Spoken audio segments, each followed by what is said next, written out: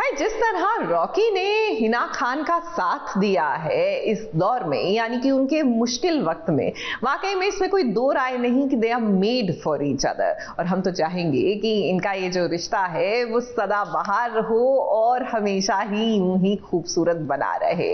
और जरा सोचिए जब उनकी शादी होगी तो कैसे लगेंगे। वेल, सोचने की जरूरत नहीं है, हम दिखा देते हैं कि जब उनकी शादी होगी तो माहौल कैसा होगा, क्योंकि सेलिब्रिटी मास्टर शेफ के सेट पर कुछ ऐसा ही माहौल क्रिएट कर दिया गया।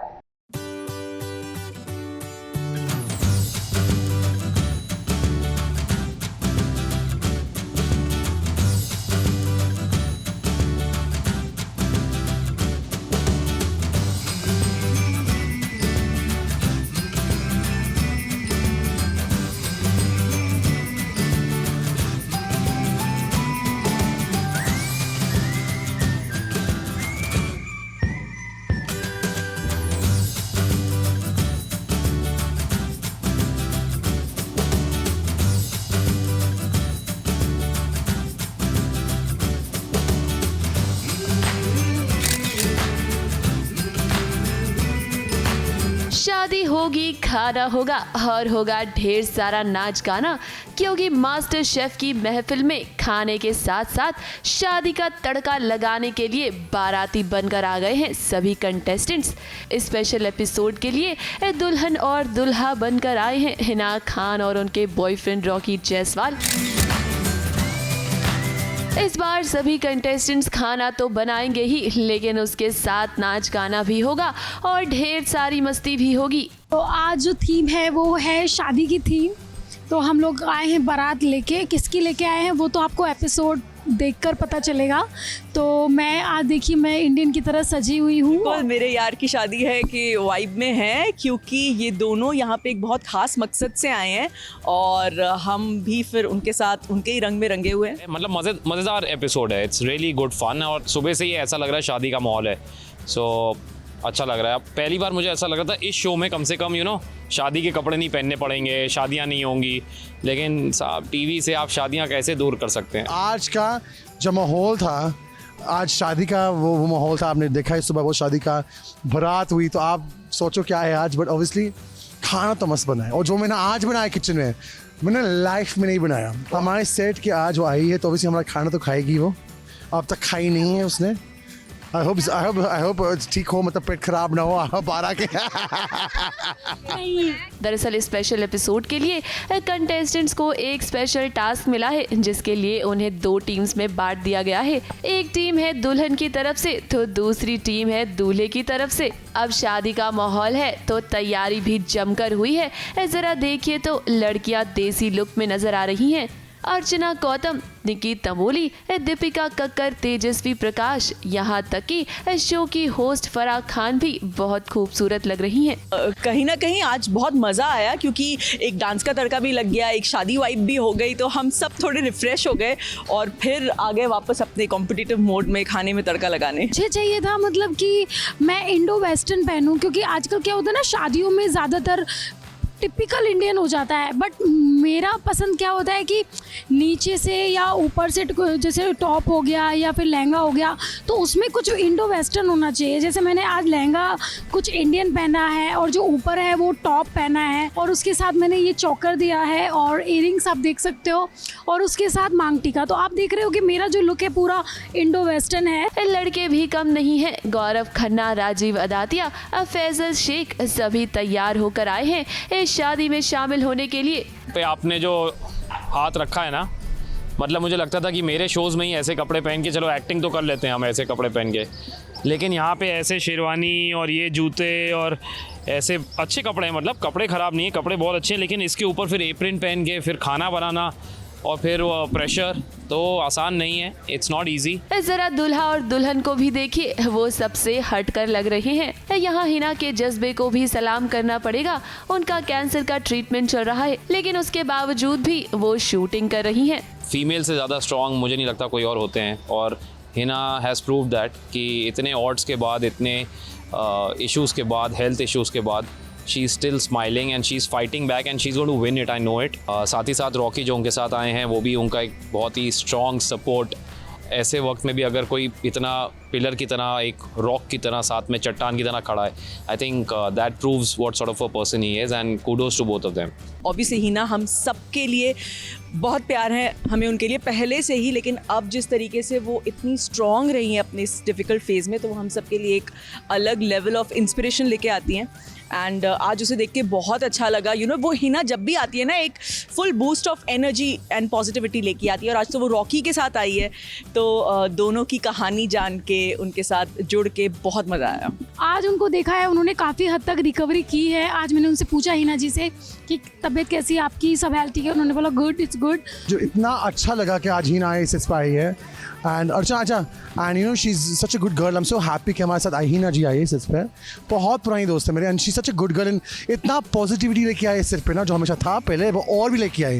वैसे इन सभी को देखकर लग रहा है कि शादी में खूब हंगामा होगा. अब देखना होगा कि कौन सी टीम इस बार बाजी मारेगी.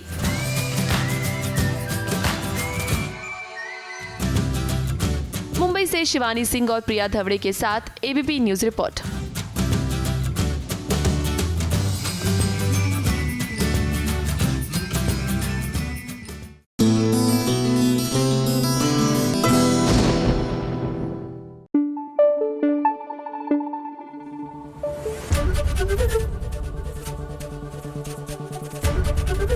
एबीपी न्यूज आपको रखे आगे. अच्छा, ये जो डर और गुस्से का कॉम्बिनेशन होता है ना, ये बड़ा लीथल होता है.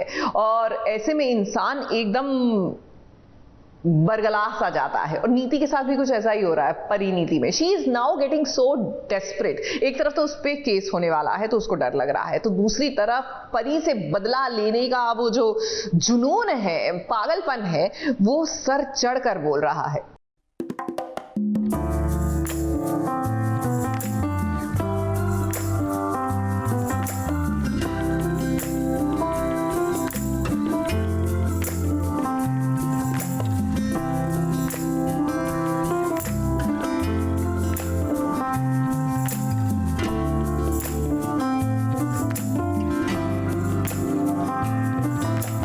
की आंखें उसके दिल का वो हाल बयां करती हैं जो उसके होठ ना कह सके. ये बात राजीव अच्छे से समझता है. उसका दिल जानता है कि पार्वती ही परी है और वो उससे बेइंतहा मोहब्बत करती है. बस ये बात मानने से कतराती है.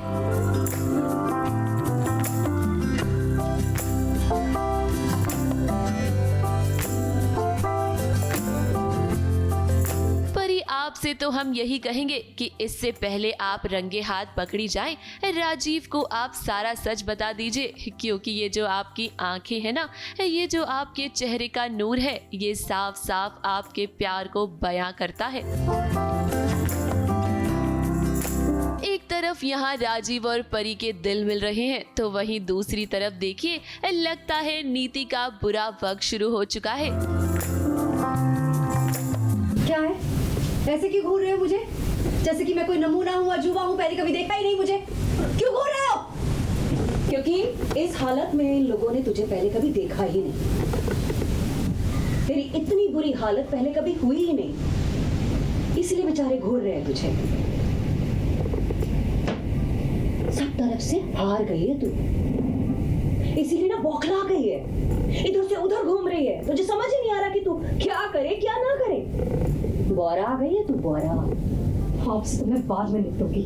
नीति को तो अब समझ में भी नहीं आ रहा कि वो क्या करे. उसके हाथों से राजीव निकलता जा रहा है और जरा देखिए कैसे राजीव की बांह उसके जले पर नमक छिड़क रही है. वैसे सच कहूं तो तुझे ना तेरे कर्मों का फल मिल रहा है.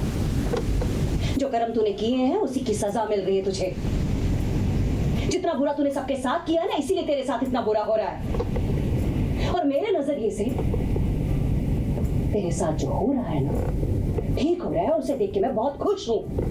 नीति चारों तरफ से परेशान है. परी की मां ने भी उसे धमकी दे दी है कि परी के जन्मदिन पर वो आ रही है नीति के ससुराल में. परी की मां ने नीति को चैलेंज किया है कि वो नीति के ससुराल में आकर परी का जन्मदिन सेलिब्रेट करेगी और तब तक वापस नहीं जाएगी जब तक नीति परी की वो जमीन न वापस कर दे जो उसने हड़प ली थी। एक्चुअली मुझे पहले ही गुरप्रीत आंटी पे बहुत ज़्यादा गुस्सा चढ़ा हुआ है। वो लॉयर को लेके आ गई आज और मुझे धमकी देने आई थी कि ज़मीन वापस कर दो, नहीं तो केस कर देंगे ये वो। तो मुझे वैसे ही ऑलरेडी गुस्सा आया और अब वो फ़ोन करके बोल रही हैं कि परी का बर्थडे है कल और मैं मनाने आ रही हूँ इस घर में, क्योंकि वो उसका ससुराल था परी का। तो मैं गुस्सा हो जाती हूँ कि क्या मतलब है, उसका घर वर नहीं है ये, और पहले होगा, अभी नहीं है उसका घर और ना ही आगे कभी होगा। तो फिर वो कहती हैं कि ठीक है तो फिर तू मत मान, पर मैं आऊँगी और फिर तेरे घर उतने दिन रहूँगी जब तक तू मेरी ज़मीन नहीं वापस देती। तो कहते हैं ना कि कभी कभी आपको झुकना पड़ता है आपके फ़ायदे के लिए। तो इसलिए अभी मेरे जो इन्वेस्टर्स हैं वो बैकआउट कर चुके हैं, तो मुझे डील करवानी है, मेरे पास पैसे नहीं है। So I want loan from the Singhanias. तो इसलिए पार्वती को थोड़ा मस्का लगाती हूँ कि प्लीज़ मुझे दे दो, पैसे दे दो। बेचारी नीति के पास अब कोई चारा नहीं है, इसीलिए तो देखिए वो पार्वती को अपनी साइड करना चाहती है। नीति के बिजनेस में पैसे लगाने के लिए जो इन्वेस्टर्स आ रहे थे ना, उन्होंने बैकआउट कर दिया है। ऐसे में नीति के पास पैसे नहीं है और देखिए वो परी से ही मदद मांग रही है। इस सीन से हटकर जरा पर्दे के पीछे का नजारा भी देखिए। अब ऑन स्क्रीन तो आपने परी और नीति को हमेशा एक दूसरे के खिलाफ देखा है, लेकिन जरा ऑफ स्क्रीन देखिए कैसे ये दोनों साथ मिलकर मस्ती कर रही हैं। इन दोनों को देखकर तो लगता है कि दोनों ने हाथ मिला लिया है।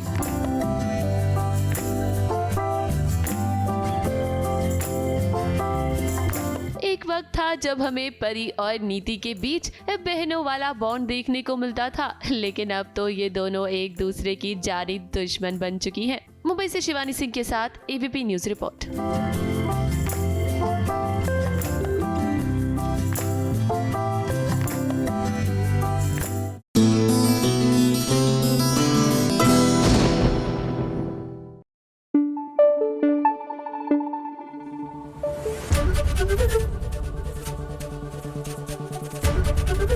एबीपी न्यूज आपको रखे आगे। भाई लगता है कि मंगल लक्ष्मी में सौम्या और आदित्य के रिलेशनशिप में वैलेंटाइंस के साइड इफेक्ट्स, बल्कि कहना चाहिए आफ्टर इफेक्ट्स नजर आ रहे हैं। क्या है ना कि वो फैमिली वाला वैलेंटाइंस तो हमने आपको दिखा दिया था, लेकिन अब फाइनली जाकर सौम्या और आदित्य के बीच में डिफरेंसेस आने शुरू हो गए हैं। जी हाँ, वो चीजें जो पहले खटकती नहीं थी अब आंखों में चुभने लगी हैं। क्या किया तुमने? Have you lost it? कितनी महंगी दवाई थी, तोड़ दी तुमने। क्या कर क्या रहे हो? Have you lost it? क्या किया है? ये सिचुएशन मेरे लिए भी बिल्कुल आसान नहीं है। सारे घर का खर्चा मैं उठा रही हूँ। खर्चे ही खर्चे हैं इस घर में। मेहनत करती हूँ, इतना सारा काम करती हूँ, but nobody cares about me.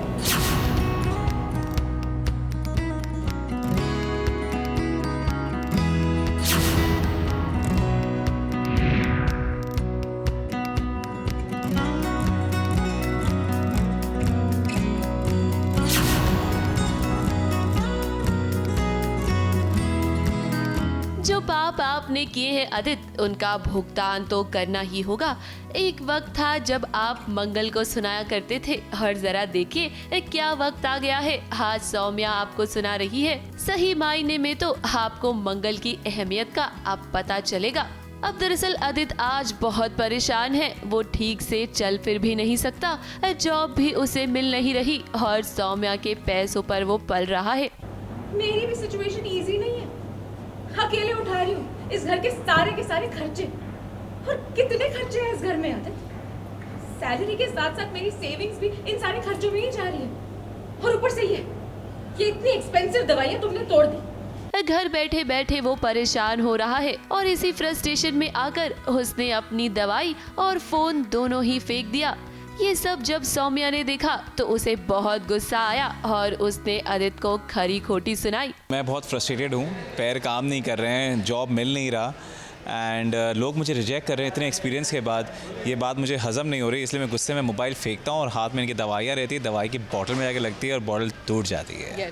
और दवाइयाँ बहुत एक्सपेंसिव हैं जो मेरी कमाई की हैं और मेरे खर्चे की हैं, और ये मैंने 2-3 बार बोल दिया है। सारी आंटियाँ जिनको बहुत गुस्सा आता था ना इस पे जब ये मंगल को सुनाते थे, मैं आप सबके लिए रिवेंज ले रही हूँ, देखो मैं इतनी बुरी नहीं हूँ, जो इसने मंगल को सुनाया था वो मैं अब इन्हें सुनाऊंगी। सौम्या के जाने के बाद जब मंगल आदित्य के लिए कॉफी लेकर कमरे में आई तो उसका रवैया सौम्या के रवैये से बिल्कुल अलग था। मंगल की बातों में आदित्य के लिए फिक्र नजर आ रही थी। सारी आंटियाँ जो इन्हें गाली देती थी ना, मुझे भी रियलाइज़ हो रहा है मंगल कितनी अच्छी थी, मेरे लिए कितना सुनती थी, सब काम करती थी। दवाइयाँ की बोतल भी उठा के नहीं रखी इन्होंने। मंगल आई बेचारी, दवाइयाँ की बोतल भी साफ़ की, कॉफ़ी भी दिया। तुमको ऑफिस वाली चाहिए थी ना, अब तुमको ये वाली चाहिए, यही कंफ्यूज्ड है, मैं क्या कर सकती हूँ। वैसे आदित्य मंगल की वैल्यू आपको अब समझ में आएगी, क्योंकि अब सौम्या ने आपको आईना दिखाया है तो आपको समझ में आ ही गया होगा कि मंगल आपके लिए कितना कुछ करती थी। आज तुम्हारे चक्कर में हाथ टूटा, जिस दिन पता चला ना मुझे ये ब्रेक फेल किसने कराया है, तब तुम देखना तुम्हारा क्या क्या फेल होगा। तब इनका क्या क्या फेल होगा तो आप सोच ही सकते हैं। क्या देखेंगे कब क्या पता चलता है। एक बात तो हम आदित्य आपसे कहेंगे कि जो आपने बोया है उसे काटना तो पड़ेगा ही। हमें आपसे बस यही उम्मीद है कि सही वक्त पर आपकी अकल ठिकाने आ जाए और आपको समझ में आए कि मंगल ही आपके लिए सही है। मुंबई से प्रिया धवड़े के साथ एबीपी न्यूज रिपोर्ट।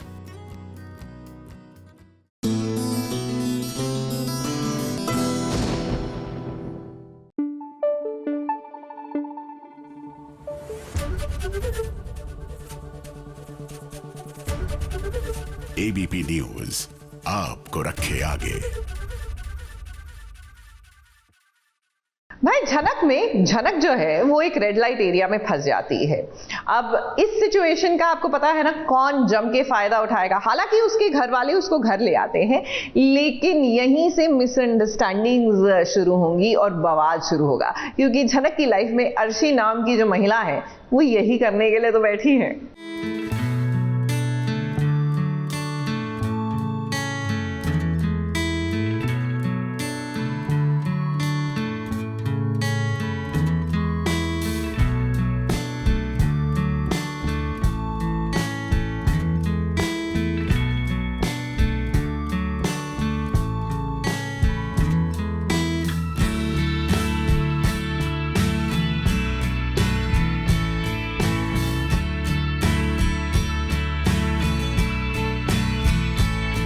कमाल है झनक, पूरी दुनिया घूमकर वापस तुम्हें यही जगह मिलती है आने के लिए। अभी इतने बड़े खतरे से बच ही आई है, तुम इस तरह से वापस। जिस घर की दहलीज पर कभी ना कदम रखने का फैसला लिया था झनक ने, आज वो उसी दहलीज पर वापस आ गई है। आज वो भोसले मेंशन में दोबारा से एंट्री करने जा रही है, जहां अनिरुद्ध उसके ठीक सामने है। अनिरुद्ध के साथ साथ पूरा परिवार झनक को एक बार फिर घर में देख रहा है। अब कुछ तो झनक को देखकर काफी ज्यादा खुश हैं, तो वहीं कुछ को लग रही है मिर्ची। तो मुझे ऐसा लगता है कि इस ऐसे सिचुएशन में अगर झनक इस घर में वापस आ गई तो किसी के लिए भी अच्छा नहीं होगा, और वही होता है, झनक घूम फिर के इसी घर में वापस आ जाती है और हम शॉक में हैं बहुत। अर्शी बहुत अपसेट है। जो लोग झनक को पसंद करते वो लोग बहुत खुश है, जो लोग झनक को पसंद नहीं करते वो लोग तो बिल्कुल भी खुश नहीं है। अब इस बार झनक एक मुसीबत से बच गई है, जिसके वजह से उसे पुलिस स्टेशन जाना पड़ा था। मगर कोई बात नहीं, अब सब कुछ ठीक है, क्योंकि छोटू ने झनक को बचा लिया है और वो इस बार झनक को ले आया है अपने घर, जहां झनक बिल्कुल महफूज रहेगी। अब अर्शी और बिपाशा इस बात को लेकर काफी ज्यादा परेशान है। उन्हें झनक एक आंख नहीं भा रही है, इसीलिए तो उन्होंने शुरू की तानों की बौछार। हमेशा अपने आंसू टपकाकर लोगों का दिल जीता जाती है एवरी टाइम। और ये लड़की ऐसे अजीब तरीके से सच धज के यहाँ क्यों खड़ी है? हाँ, नॉर्मली लोग ऐसे तैयार नहीं होते ना, अनलेस ये किसी ऐसी जगह से घूम कर आई है जहाँ की लड़कियां इसी तरह से तैयार होती है। अर्शी जब बार बार झनक पर इल्जाम लगाती है उसे पूछती है कि आखिर उसका कोई नहीं है क्या जो वो बार बार इसी परिवार में आ टपकती है। तब सुनिए आखिर झनक ने क्या कहा। कि पूरी दुनिया में मेरे ससुराल वालों को छोड़कर और कोई तुम्हारा अपना नहीं है ना मेरे अपने। मेरी माँ थी जिन्होंने अपनी जान ले ली, मेरे पापा थे गोली मार के उन्हें उनकी जान ले ली। उसके बाद है मेरी जन्म देने वाली माँ जो मुझे अपनाना नहीं चाहती, मेरी कोई नहीं लगती है, और मेरी दीदी आप। तो देखा जाए तो घूम फिर के रिश्तेदारों के बीच में ही आई हूँ ना मैं। अब घर वाले तो झनक पर कई सारे इल्जाम लगा रही हैं, मगर लगता है कि अनिरुद्ध इस बार झनक को कहीं जाने नहीं देगा। अर्शी और झनक हाँ साथ में रह सकते हैं, ये तो मैं नहीं बोल सकती, लेकिन अगर रहे तो मज़ा तो आएगा कि the kind of character Bipasha is वो हर चीज़ में मज़ा लेती है, तो सबसे मज़ा तो शायद बिपाशा को आने वाला। अब कहानी में जितना भी टेंशन का माहौल हो, झनक यानी कि हिबा नवाब जानती हैं कि कैसे मूड को लाइट करना है, तभी तो वो निकल पड़ी फोटो शूट कराने।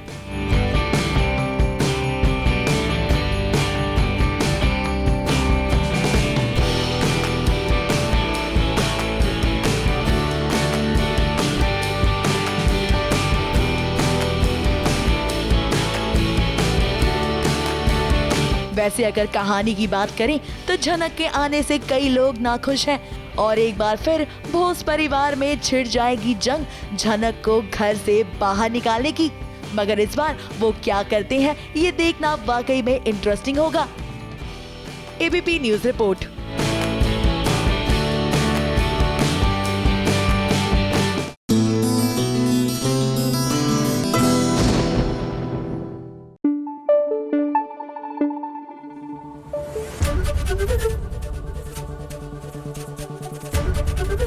एबीपी न्यूज आपको रखे आगे।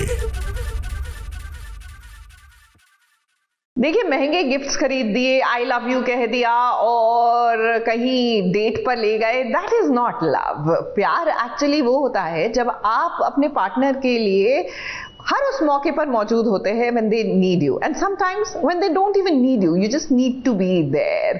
और यही चीज मिसिंग है तेजस्विनी की लाइफ से। एक तरफ तो वो बहुत अपसेट है गुम में कि उसके फादर की तबीयत खराब है, लेकिन ऋतुराज से जो वो चाहती है, यानी जो सहारा चाहती है कि वो उसके साथ हो, उसकी बातें समझे, ये चीज इनके इस रिलेशनशिप में मिसिंग है।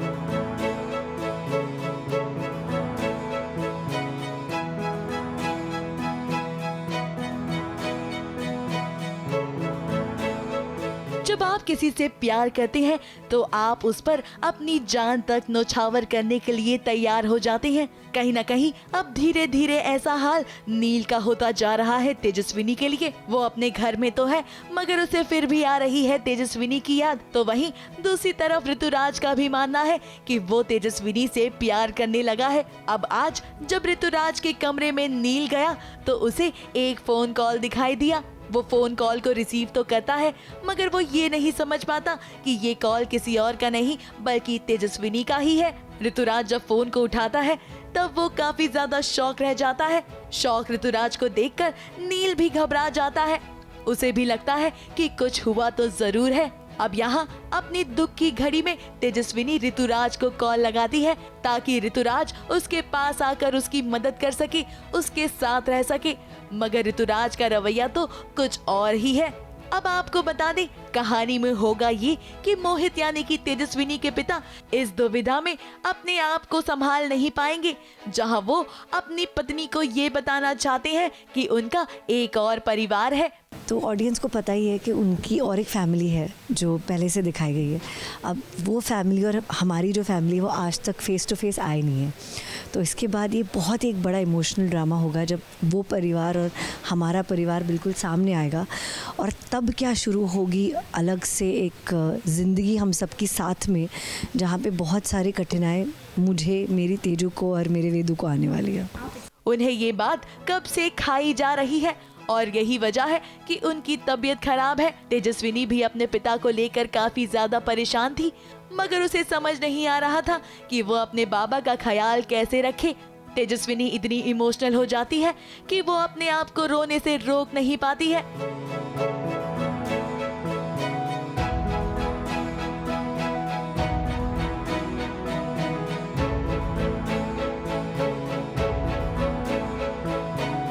अब आगे की कहानी को लेकर सुनिए आखिर क्या कहा तेजस्विनी की मम्मी ने। ऑब्वियसली हर बेटी की लाइफ में पिता का जगह जो होती है वो अलग ही होती है, और कहते हैं बेटा हमेशा माँ से अटैच होता है, तो वो जगह जो होगी वो मैं ऑफ कोर्स भरने की कोशिश करूँगी। लेकिन कहीं ना कहीं हमारा जो परिवार है, मैं, तेजू और वेदू, ये बहुत ज़्यादा और एक साथ एक बन जाएंगे, क्योंकि अब जो है forces are against us completely, the whole world against we against the whole world हो जाएगा। तो आई गेस हमारा बॉन्ड और भी ज़्यादा स्ट्रॉन्ग हो जाएगा। अब जल्द ही कहानी एक नया मोड़ लेने वाली है, जहां ऋतुराज तो चला जाएगा विदेश, और जब वो वापस आएगा तो उसे ये पता चलेगा कि तेजस्विनी और नील ने शादी कर ली है। अब हमारे कानों में ये खबर लगी है कि नील का रोल अब नेगेटिव होने वाला है, क्योंकि वो तेजस्विनी और नील को एक साथ नहीं देख पाएगा। मुंबई से स्नेहिल यादव के साथ एबीपी न्यूज रिपोर्ट।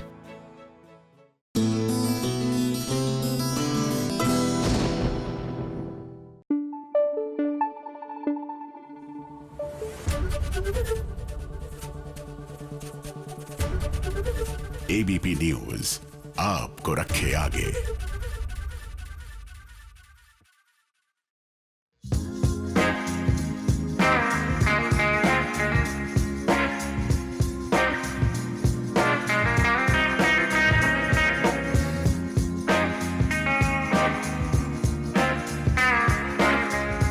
हम बोलेंगे तो बोलेगा कि बोलता है। अब देखिए ना, सचिन अगर बोले तो भी प्रॉब्लम, अगर ना बोले तब भी प्रॉब्लम। मगर ये बात भी ठीक नहीं है ना कि हर बार सचिन और साइली को ही टारगेट किया जाए, वो भी तब जब उनकी कोई गलती भी नहीं है।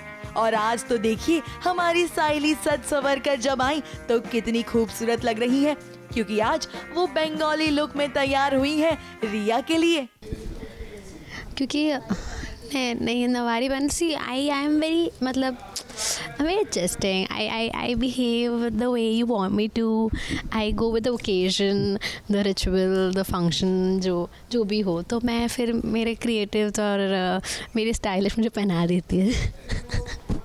आज रिया के खातिर साइली ने बाबा के साथ साथ सचिन को भी मना लिया है, ताकि वो रिया के बहुभात के फंक्शन का हिस्सा बन सके।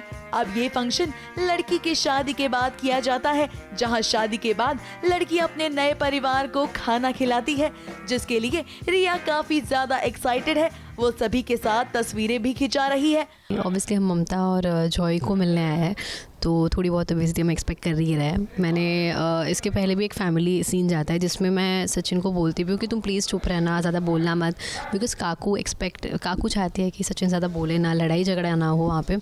और हम जो है, मैं, काका और सचिन, वो वहाँ पर सिर्फ और सिर्फ रिया और आकाश के लिए गए हैं। अब यहाँ कुछ लोग सचिन और साइली के आने से खुश नहीं है, मगर आज सचिन ने साइली को प्रॉमिस किया है कि वो किसी को कुछ भी नहीं कहेगा। इसीलिए तो जो फंक्शन में साइली कह रही है, सचिन सिर्फ उतना ही कर रहा है। और वो तब भी शांत था जब रिया की मम्मी ने उन्हें कमरा नहीं दिया। अब बात दरअसल ऐसी है कि रिया की मम्मी ने सभी के लिए रूम्स अरेंज किए हैं, मगर सचिन और साइली के लिए वो कमरा तैयार करवाना भूल गई।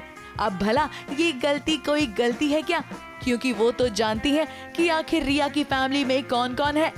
वैसे जाते जाते सुनिए आखिर साइली ने क्या हिंट दिया है, क्योंकि रोशनी और उसकी सहेली भी मिलकर एक प्लान कर रही हैं। प्लान ये कि वो सचिन और साइली को नीचा दिखाएंगे, उनसे अपने मन की भड़ास इसी फंक्शन में निकालेंगे। मगर सुनिए आखिर साइली ने क्या कहा। तो वी आर ट्राइंग वेरी ऐसे, मतलब यू नो कि वी बी देयर, कि जिससे इन्हें खुशी मिले, एंड हम वही फॉलो करते हैं। बट देखना क्लाइमेक्स तो आपको ऐसा वाला मिलने वाला है। अब तो भगवान ही बचाए रोशनी और उसकी दोस्त को, क्योंकि अभी तो सचिन शांत है, मगर आगे वो कितनी देर शांत रहता है इसकी कोई गारंटी नहीं है। और तो और जब वो ब्लास्ट होगा तब साइली भी उसे नहीं रोक पाएगी। मुंबई से शिवानी सिंह के साथ एबीपी न्यूज रिपोर्ट।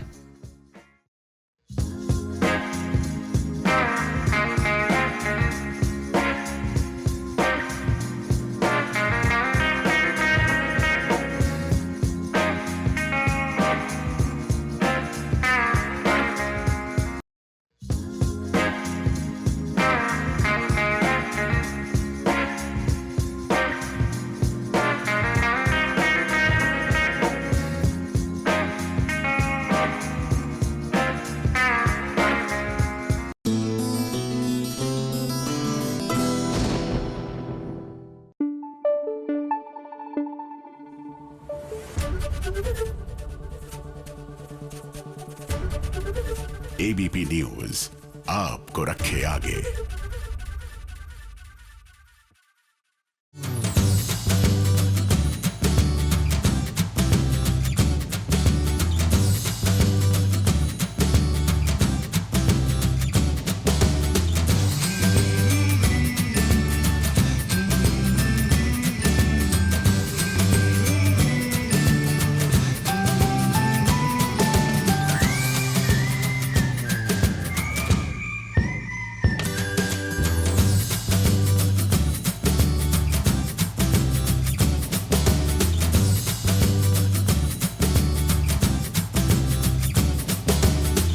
डोरी को कमजोर समझने की गलती मत करना राजनंदिनी। भले ही डोरी छोटे घर से आती है, लेकिन उसे जवाब देना अच्छे से आता है। डोरी की जिंदगी में राजनंदिनी फिलहाल वो विलन बन चुकी है जो उसकी राहों में कई सारे कांटे बिछाएगी। डोरी का साड़ियों का बिजनेस है। राजनंदिनी अच्छे से जानती है कि डोरी की कला उसे बहुत आगे लेकर जाएगी, लेकिन वो नहीं चाहती कि डोरी के बिजनेस की वजह से उसका बिजनेस ठप पड़ जाए। डोरी को अपने रास्ते से हटाने के लिए राजनंदिनी सब कुछ करने को तैयार है। वो डोरी को धमका रही है और नई साजिशें भी रच रही है। लेकिन राजनंदिनी, आप एक बात नहीं जानती कि जिनके सर पर भगवान का हाथ होता है उनका कोई कुछ नहीं बिगाड़ सकता। राजनंदिनी जी यही ताने दे रही है मुझे कि डोरी तो कुंवारी माँ है, क्या ही कर लेगी ज़्यादा। तुमने मेरा इवेंट ख़राब करके अब तुम किसी अमीर लड़के से इतना जो शादी कर रही हो, जो इतना महंगा जोड़ा तुम्हारे हाथ में है, तुम वो डिज़र्व नहीं करती हो। मैं इसे जला के राख कर दूंगी। वो ऐसे ताने देती है मुझे। और अभी तो सबसे बड़ा सस्पेंस खुलना बाकी है। आपको पता ही नहीं है कि जिस लड़के के साथ डोरी शादी कर रही है ना, वो कोई और नहीं बल्कि आपका भाई मान है। डोरी और मान कॉन्ट्रैक्ट मैरिज करने वाले हैं। मान ने डोरी को शादी का जोड़ा दिया है, जिसे लेकर वो देवी माँ के मंदिर आई है आशीर्वाद लेने के लिए। अब डोरी ये शादी करना तो नहीं चाहती, लेकिन वो उसके बाबा को जेल से छुड़वाना चाहती है और इसीलिए उसे ये शादी मजबूरी में करनी होगी। शादी का जोड़ा मुझे मान ने दिया है हमारी शादी के लिए, लेकिन अभी मेरे साथ बाबा नहीं है, कोई भी नहीं है, तो मैं संकटा मैया से आशीर्वाद लेने आई हूँ। गुड लक के लिए, अच्छा जो भी मैंने प्लान करा है वो अच्छे से हो जाए, शादी अच्छे से हो जाए, बाबा जेल से छूट जाए। दूसरी तरफ मान ये शादी बस दिखावे के लिए कर रहा है। शो में सबसे बड़ा ड्रामा तो तब होगा जब राजनंदिनी को पता चलेगा कि मान और डोरी एक दूसरे से शादी कर रहे हैं। जब राजनंदिनी को पता चलेगा कि उसका सबसे प्यारा भाई मान वो डोरी को घर पे लेकर आया है उसकी वाइफ की तरह, तो होगा ही बड़े से बड़ा ड्रामा। और ठाकुर फैमिली बहुत ही मतलब पॉश और रिच फैमिली है। जब उन्हें पता चलेगा कि उनके सबसे बड़े बेटे की बहू एक बुनकर है, बुनकर बस्ती से आई है, तो उनका क्या रिएक्शन होगा वो भी आपको देखने में बहुत मज़ा आएगा। फिलहाल तो राजनंदिनी डोरी की जिंदगी मुश्किल बनाने की कोशिश कर रही है, लेकिन असली मजा तो तब आएगा जब मान और डोरी की शादी हो जाएगी और डोरी हवेली में एंट्री करेगी। मुंबई से प्रिया धवड़े के साथ एबीपी न्यूज रिपोर्ट।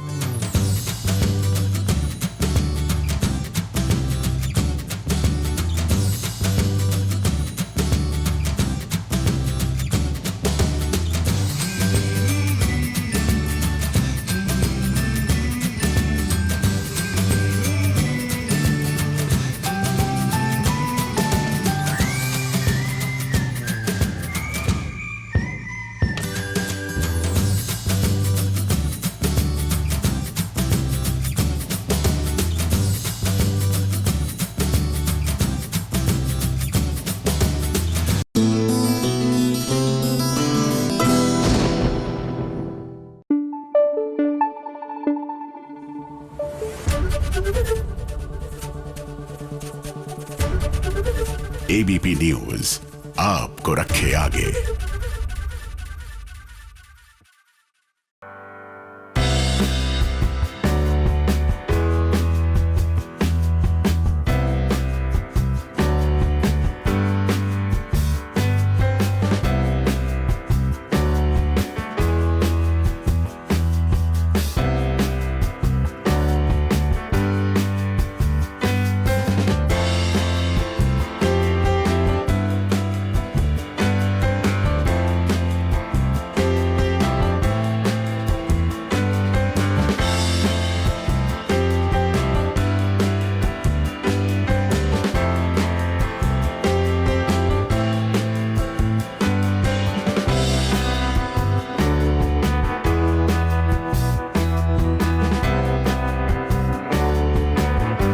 कहते हैं कि आखिर में सब कुछ ठीक हो जाता है।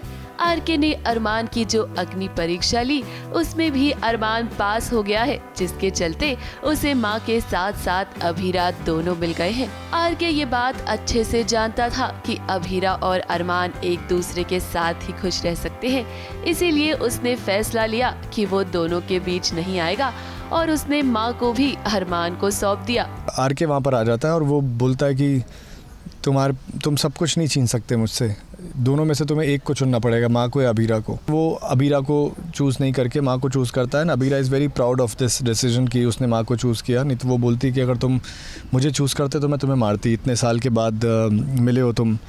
एंड देन वो दोनों का, अभीरा और अरमान का एक फ़ाइनल मोमेंट चल रहा है जहाँ पर वो बोलता है कि मेरे जैसे इंसान के साथ रहकर तुमने हमेशा प्रॉब्लम्स ही तुम्हें मिली हैं and you deserve better and everything.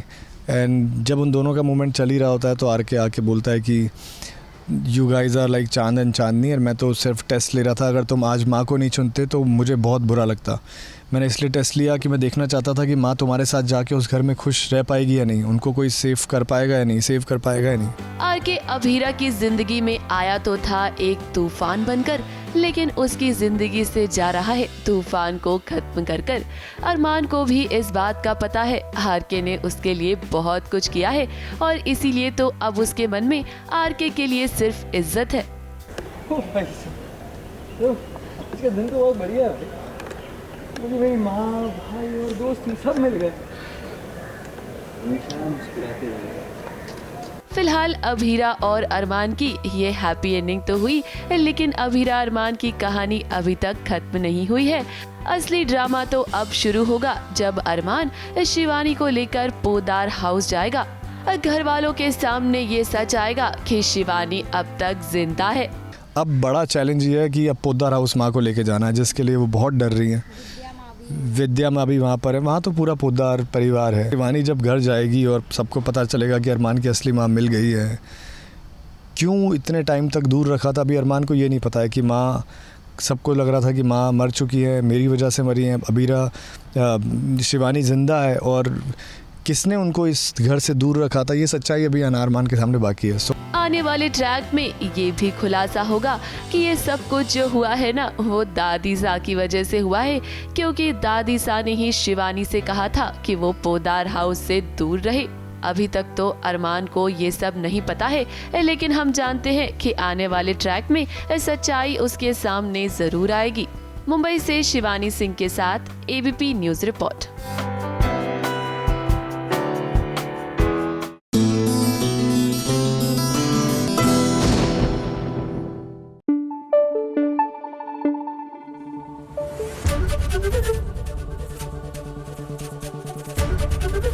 ABP news आपको रखे आगे।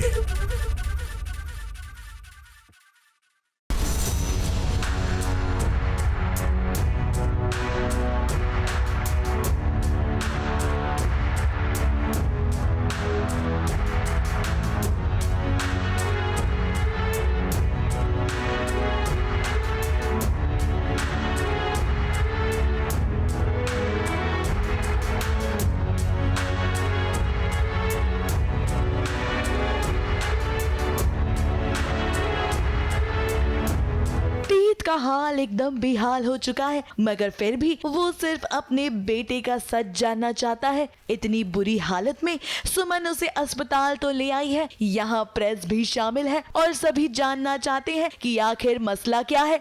मैं सिर्फ एक बेसहारा इंसान की मदद कर रही थी और कुछ नहीं। मुझे सड़क पे पड़े मिले और मैं गया हॉस्पिटल गया। डॉक्टर कहाँ? डॉक्टर सर प्लीज इलाज कीजिए ना, मेरी जिम्मेदारी खत्म। चलो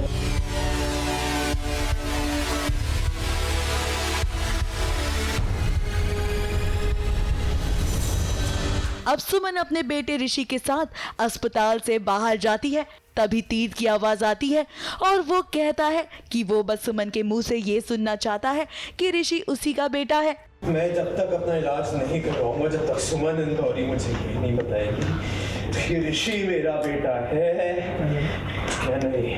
तीर्थ की इस हालत को देखकर उसके घर वाले काफी ज्यादा घबरा जाते हैं।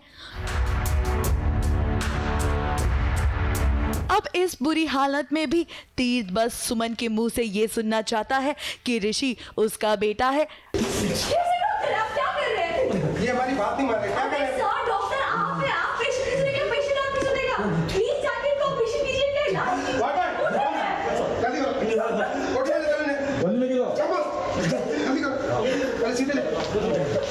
मीडिया वालों के सामने उसने एक बयान दे दिया है, जिसके बाद सुमन काफी ज्यादा शॉक है। मैं जब तक अपना इलाज नहीं करवाऊंगा, जब तक सुमन इंदौरी मुझे ये नहीं बताएगी कि ऋषि मेरा बेटा है या नहीं। हालांकि सुमन अपने हाले दिल को बयान नहीं करना चाहती ताकि किसी को ये ना पता चले कि ऋषि उसी का बेटा है। अब हम तो यही कहेंगे कि सच जो भी है सुमन, तीर्थ अपने बेटे के बारे में जानने का पूरा हक रखता है। अब हम समझते हैं कि आप तीर्थ से नाराज हैं, मगर आपका बेटा ऋषि पूरा हक रखता है कि वो अपने पिता के बारे में जाने। ABP news report.